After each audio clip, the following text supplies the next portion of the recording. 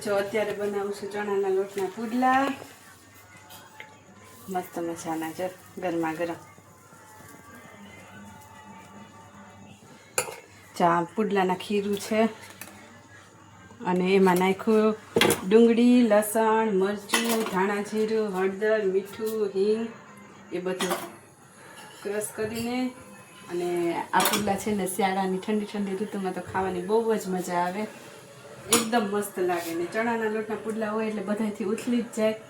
ચણાના લોટના પુડલા તો ઉથલાવા એકદમ સહેલા હોય એકદમ મસ્ત આ પુડલા બને છે ગમે એટલા આછા બનાવવા હોય ને પતલા એવા બની જાય સ્પાઇસી એન્ડ ટેસ્ટી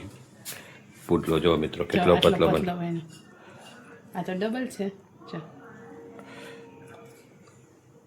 નાની જોડે હોય દહીં મીઠું દહીં સોસ